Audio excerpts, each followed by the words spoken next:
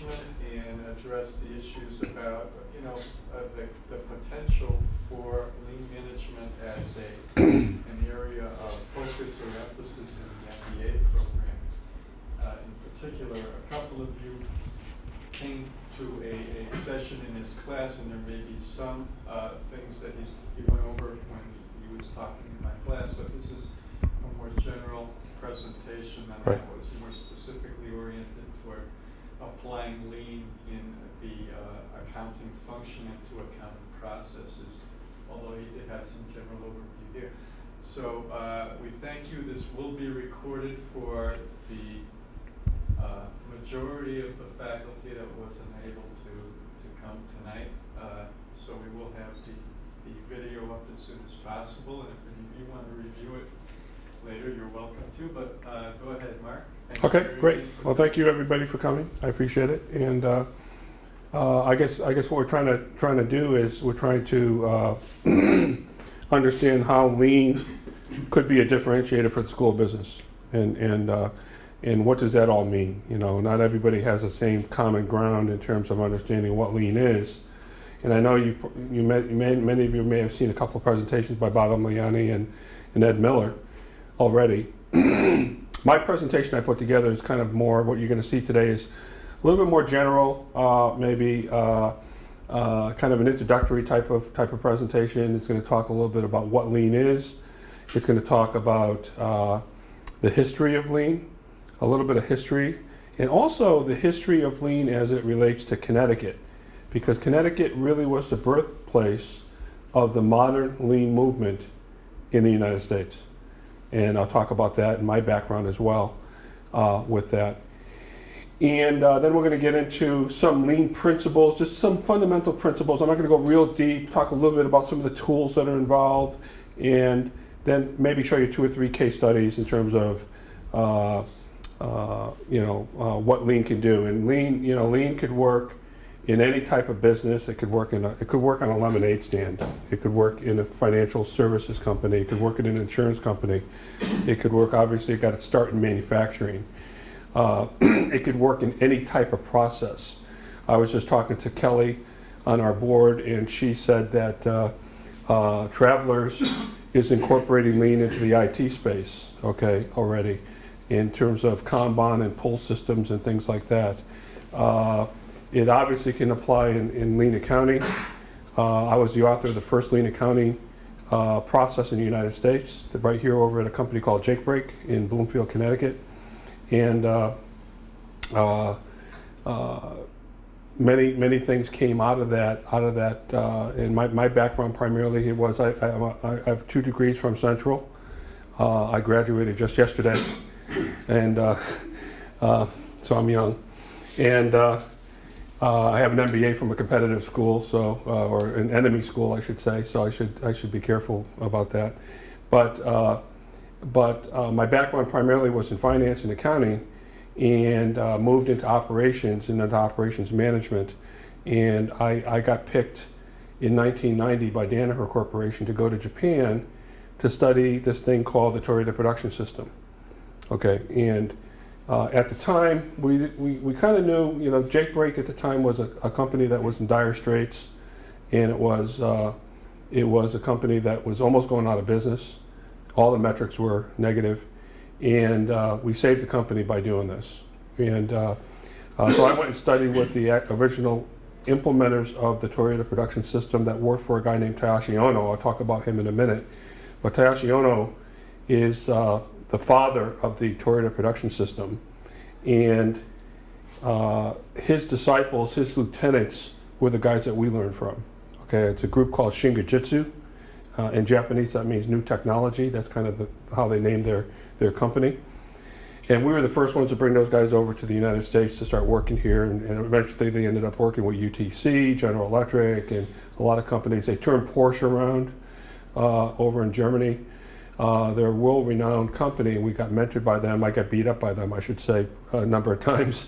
And we learned a lot from them, So we had such success at Jakebreak that I was tapped by the CEO of the corporation, of Danaher Corporation, to head up the lean office for the entire corporation on a global basis. And out of that, we developed what we call the Danaher Business System. And the Danaher Business System is a world-renowned lean process that is very sought after. Danaher is one of the most successful companies on the planet in terms of, I think that from a U.S. company perspective, they're the third best stock you could have invested in over the last 30 years. And a very successful company. They're about 20 billion now. So I started my business in 2001, a global consulting company, which I'm still running today.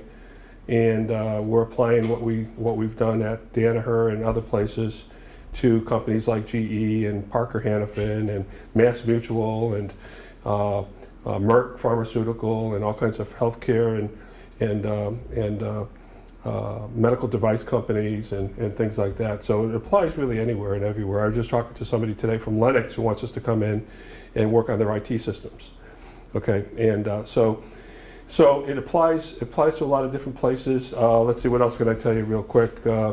I got inducted into the Shingo Hall of Fame, which is kind of the Shingo Academy is kind of a benchmark for lean, and I got inducted into that in 2007, and that was sort of an honor to get put in with some of the people that are in there, which are pretty impressive people, and built the consulting company off of, like I said, the things that we did at Danaher Corporation. So that's kind of what we do. So what I want to try to do today is give you a little bit of a presentation on the basics in terms of what this is, talk a little bit about the MBA program, and talk about how I think this could be a real differentiator, Ken, in the School of Business. You know, we could be the lean university in this area and really have a competitive edge relative to some of the other schools that we compete against.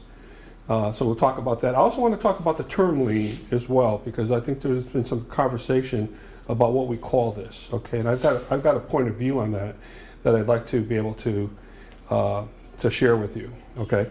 So let's get going into the this is about a 90-page presentation, and we'll be out of here by about 11:30, okay? So, no, it's not 90 pages. So what is lean? You know, you could read the slide, but the relentless pursuit of elimination of waste. And I'll talk about wastes in a few minutes in terms of what these wastes are. Okay, the waste from any business process, whether it's a service process, a manufacturing process, or whatever the case may be, ultimately providing world-class quality delivery and service to our customers at the lowest possible cost. Now, I will say this. A lot of companies are doing lean, or they say they're doing lean. There's a difference between doing lean and being lean, okay? And it's kind of like, you know, I always use the analogy, real estate agents and lawyers and doctors. 98% of them you don't want to go to, okay? There's only 2% of them that you really want to talk to, okay, that are any good. Same thing with companies trying to do lean. A lot of them are going through the motions, but they're not getting it, okay? And a lot of that has to do with leadership. And I'm not going to get into leadership discussion today, but there's a lot, and Bob Emiliani has done a lot of work on leadership and what's wrong with the CEO of today and all that stuff. But we look at the companies that really excel, like the Toyotas, like the Danahers of the world, and we're finding a lot of companies that have started lean have been doing it for, let's say, 8 to 10 years, have come back to us and have flatlined. Okay, they've actually flatlined and have petered out in terms of their improvements, and there's specific reasons why they have done that. I'm building my consulting practice around that space, helping companies take the next leap forward in their lean journey. So what we're trying to do is drive waste out. Lean, L-E-A-N, does not mean less employees are needed, okay? All right? It does not mean that. And it's been misused, and it's gotten a black eye in the industry, because a lot of us, you know, when I go talk to a CEO about working with them, the first thing I'll ask them is, why do you want to do lean? And if out of their mouth comes, well, we want to reduce headcount, then I'll say, well, we're not a fit. Okay, we're not a fit, because that's not what we're here for, okay? I'm not saying that over time you won't become more productive and you won't become more efficient, okay? And you can let attrition take its course, and there's other strategies that you could do to optimize your workforce. But laying people off because of improvements, when you go to them and say, hey, you know, Larry, give me your input. I want your input on your job and help me. And then all of a sudden, hey Larry, guess what? We don't need you anymore because you just Kaizened yourself out or improved yourself out of a job, okay? Then I come to Lisa and I said, Lisa, now I want your input. Okay, what's she gonna say, right? So that's not what the lean is all about, and it's been misused. Like I said, it's gotten a black eye in the industry, but it's fundamentally not the goal of what we're trying to do here, okay? But we're trying to drive it. By the way, quality, delivery, and cost are in that order for a reason, where we focus on quality. Ideally, we focus on safety first, and then quality, and then delivery, and then cost. Because quality drives a lot of things in terms of on-time delivery, lead times, and quality drives cost. So I am not going to ship a bad product for the sake of a delivery goal, because quality is higher on the totem pole, okay? I am not going to deliver a product.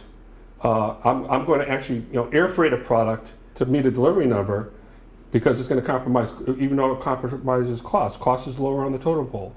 A lot of companies don't go by SQDC, safety, quality, delivery, and cost. They go by CCCC, cost, cost, cost, cost, and that's all they think about is cost. And those are the ones that are in the 98%.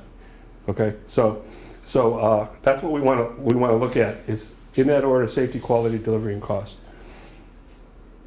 It's all about driving waste. And when we talk about waste, we talk about driving lead time out of the process. I'm going to show you a case study a little bit later where we took a process at GE from 63 days down to 1 day. Okay, and they drove an additional $260 million of growth out of that process. It was a retail credit card process. Okay, and that was actually done in 2005. I personally did that one, and Jeff Emmel actually saw that and said, we're going to move from what we call Six Sigma, which is a statistical problem-solving process, to Lean. Okay, and it was all based on the work that we did there. We're one of 2 suppliers to GE that are certified to do Lean. And so GE, that was a service process in terms of underwriting and retail credit card processes and application processes and things like that. And we drove that out down to 1 day.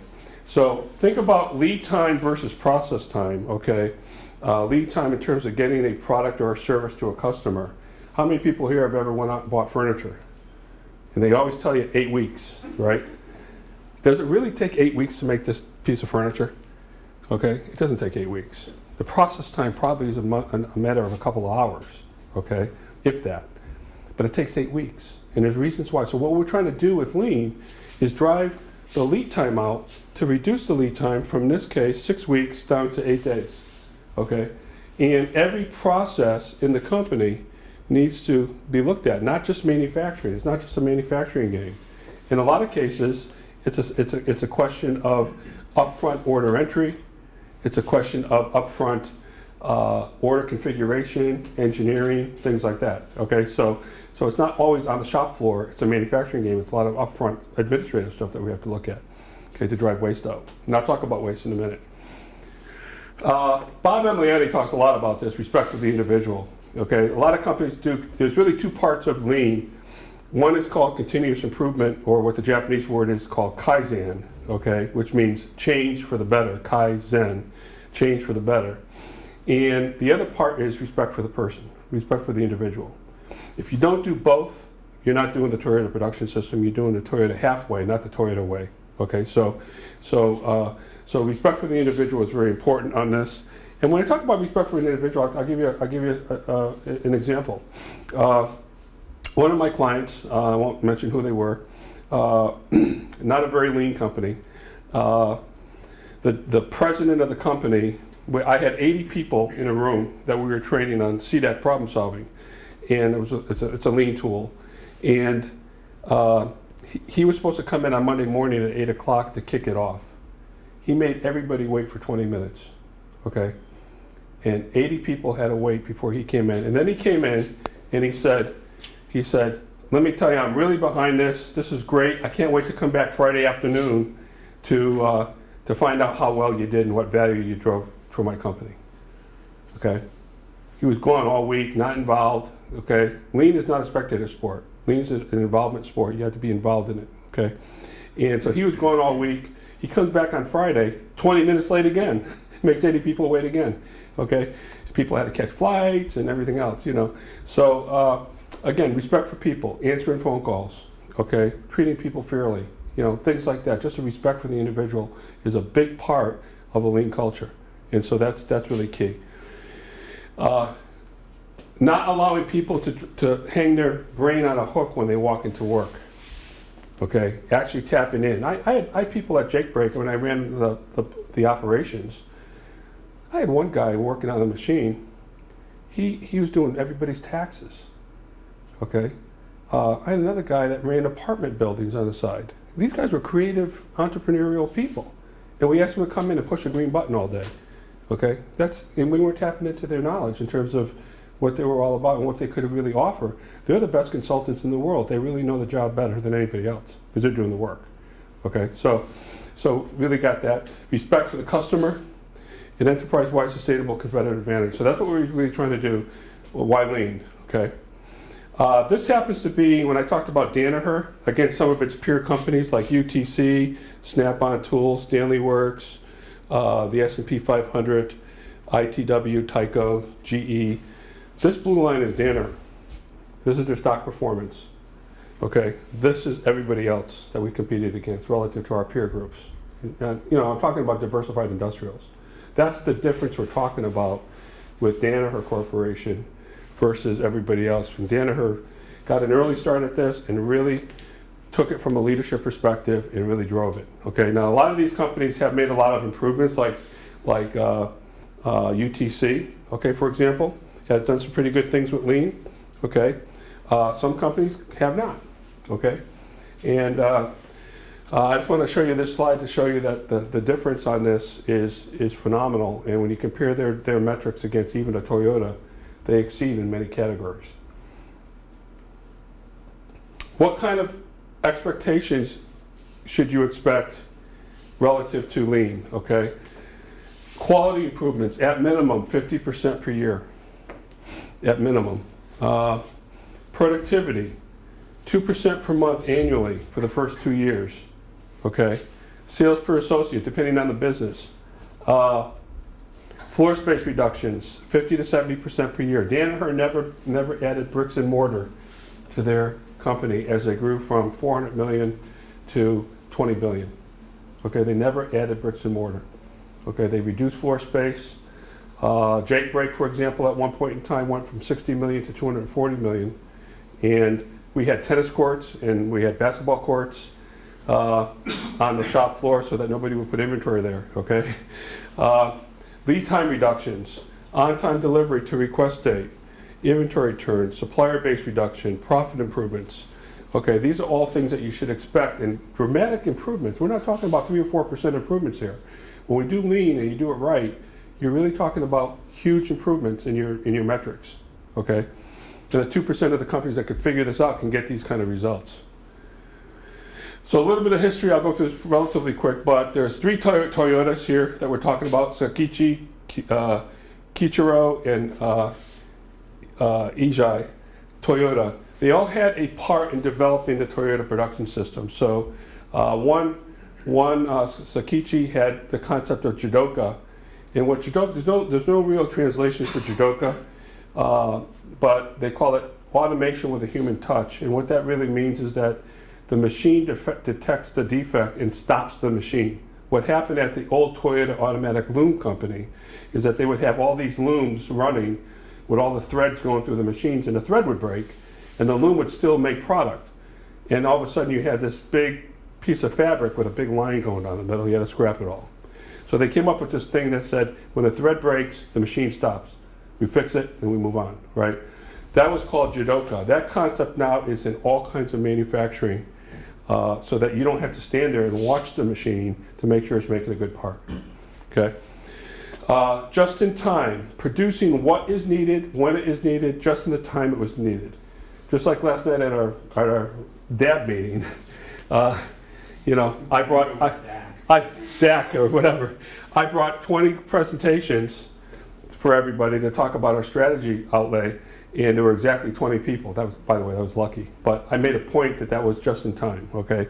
I had no excess inventory, and I wasn't short anything. So that's just in time, making it on time, when it's needed, in the quantity that it's needed, and in the quality that it's needed. Okay? And then the whole concept of Kaizen is continuous improvement, that it's a healthy dissatisfaction with the status quo. No matter what you're doing today, no matter how good you think you are, you can always do better tomorrow. So that's really a concept that you have to have inherently in the in your mindset, that anything you're doing today can be better. And I live this every day because my wife tells me that I need to get better. So anyway, those are the three contributions from these three individuals. Okay, and then and by the way, there are some other influences which, for example, Frederick Taylor from Scientific Management, Edward Deming, Henry Ford, okay? All of these people had an influence on the Toyota production system. Henry Ford, for example, did the automated production line, okay? And what Takashi Ono did when he took all these concepts and put them all together into the Toyota production system, which is really the next page, okay, is that he said, hey, not only the production line, but all the feeding lines can use the same concept, okay? And so we're gonna make what we call one-piece flow. We're actually gonna have flow going through and only make what's required with the minimal amount of inventory. You gotta remember, in Japan back after the war, they were resource constrained. They didn't have the space, they didn't have the capital, they didn't have the equipment.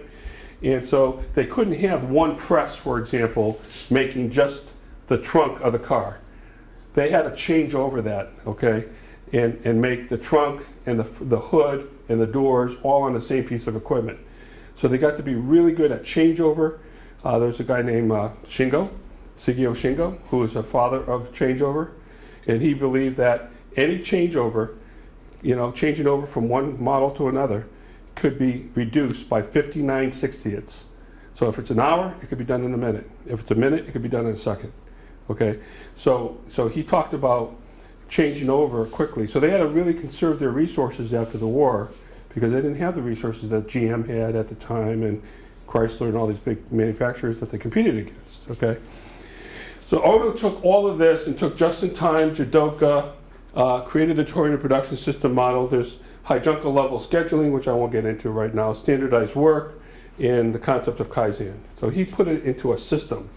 Is basically what he was the father, what we call the father of the Toyota production. I never had a chance to meet him. Unfortunately, he died in I think right before I went to Japan or right after I went to Japan, he died. And I never had a chance to meet him, but I've heard a lot of stories about him. He was a pretty famous guy, and he's treated like a god over there, and in the manufacturing world. And the guys that we learned from were, swear on his grave. I mean, he was really revered as a teacher and all that. So the history of lean, 80s, industrial tourism, went to Japan. The book in 1986 called The Machine That Changed the World started talking about contrasting the Toyota production system versus the American General Motors and all that, and seeing the differences in the metrics in terms of how good Toyota really was. Okay.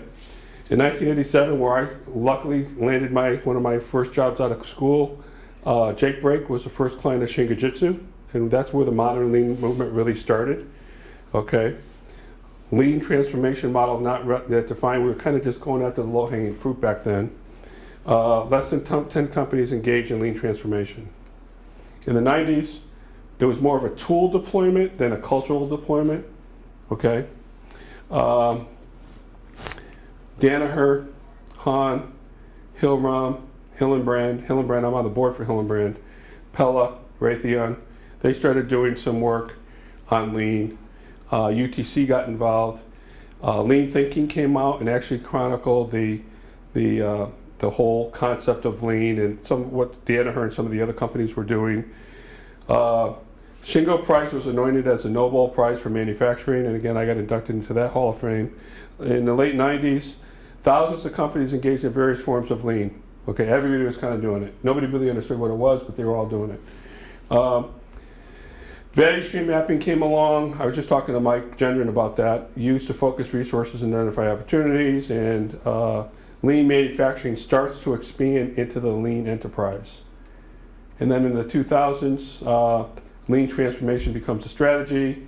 The Toyota Way got written to talk about the Toyota Way. There's some several papers in Harvard Business Review about Toyota and about Danaher.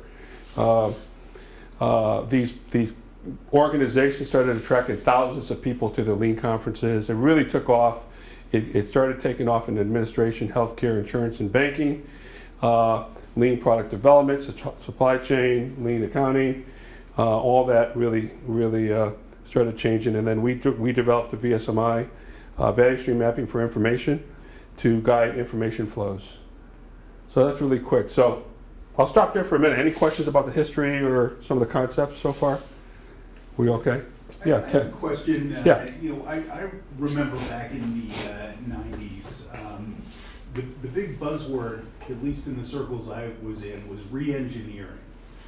And I think that really was overtly about cutting head count. Yeah. How does this sort of tie in with that? Well, there's different types of re-engineering. Like, for example, taking a product that exists, called value engineering, and re-engineering the way this is made, okay, and looking at the components and understanding that and re-engineering the product in that respect. So there's product re-engineering, there's process re-engineering, and a lot of this has to do with process re-engineering, okay. It, again, got misused. Lean got misused. Lean didn't, the concept, the word lean didn't come in vogue until the mid-'80s or the early 90s, okay, where we started calling this lean. Before that, we called it just-in-time, or we called it the Toyota Production System. Some people called it TQM, Total Quality Management. There were a lot of different buzzwords and names for it. Nobody really understood. If I went to one person and said TQM and somebody else TQM, they would have different versions of what that was, okay? So re-engineering is just one of those other buzzwords, is really what it was, And it probably got misused just like lean did, I was doing my MBA at the time. Mhm. I was in California, and that was, Yep. it was very much in vogue What time was this? in the mid-90s. Mid-90s, yeah, okay. Yeah, see, because the modern lean movement started in 1988 right here in Connecticut at Jake Break, okay? And so by the mid-90s, there were a lot of companies already starting the journey. They caught on to what we were doing. UTC got on board, GE sort of got on board, and some of the big companies got on board with it. And so in the mid-90s, it just started to become what we call lean today. So, I yeah. would say, one thing I remember about process re-engineering is that most of the discussions of that I saw in business books it was more of an expert-driven, top-down type of process as compared to lean. It was, okay, so you go in and you get the experts in and they analyze this process and figure out a better way to do it rather than having it come from The people. cross-functional team of Right. people that are actually doing the Right. work. Yeah, it's a good point. It's a good point. Yeah, this is not about experts coming in. This is about the people doing the work, fixing their own process and improving and getting their ideas, harnessing their ideas to make a better process. A little bit of facilitation, a little bit of education. Have you heard about the focus on design? Oh yeah. IBM is heavily into it. Design is a big part of this, quite frankly. I didn't talk a lot about that today, but designing a product in terms of, if you look at the Japanese concept, the Toyota concept of design versus the American concept of design, Toyota does this much planning where the Americans do that much planning. Okay, so their lead time's longer on the planning side. But their implementation side is this long, where our implementation side is this long. So when you look at the total process, Toyota's development process is like this, and the traditional American design process is like this, okay? So they do a lot more planning up front before they execute, less rework loops and things like that. I'll give you a case study. Jake Break, when I was running Jake Break manufacturing, we sold, I don't know if you know what a Jake Break is, but a Jake Break is a product that goes on a diesel engine, 18-wheeler. And you probably heard that when they slow down at toll booths and stuff, you hear that sound, right? That's my Jake Break impression. And they what it does is it actually holds open the exhaust valve and slows down the engine, okay, and turns the engine into a compressor and kind of have reverse horsepower to slow the engine down so you're not using your service brakes. That's what the Jake brake does. Well, we were primarily the Caterpillars, all the domestic OEMs, Caterpillar, Cummins, Mack Truck, people like that. And we started going to Japan and we went to Hino Motors. Hino is owned by Toyota, and this is one of my accounts, and learned an incredible amount from designing the product and also designing the process, okay, that went along with that. Well, we found out that Hino Motors was designing engines, okay, that our product went on in 18 months. We were designing Jake brakes in 72 months. So one of our strategic deployment objectives was to reduce our new product development lead time down to 18 months. And by the way, when we got down to 18 months, they were at 16 months. Okay, so, all right. So we would not have been able to compete in Japan with Hino, which is the biggest OEM over there for trucks, if we didn't get our development lead time down. And there's more story behind that. I won't take the time to tell you today, but we could talk offline. But the development process is very important. And one of the things you have to realize too, and I talk about this in Larry's class, is that 70% of your cost is locked in based on the design.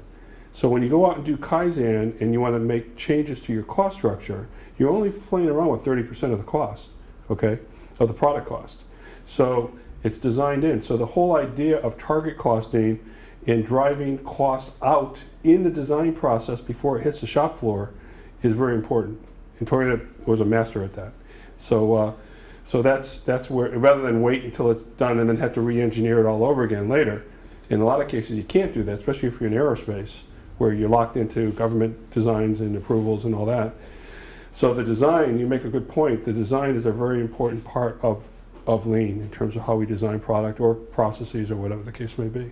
So okay. Did that answer your question? Yeah. Yeah, okay. So let me just go quickly through a couple key concepts here. These are the 5 concepts of Lean that we talk about, okay? Specify value. We talk about value. We talk about value-adding processes and non-value-adding processes, okay? So any process step that takes time, resources, space, but doesn't add value to the product or service is non-value added. Value adding is anything that transforms or shapes a product or a service, bless you, which is eventually sold to a customer. So let's contrast the two and talk about some examples.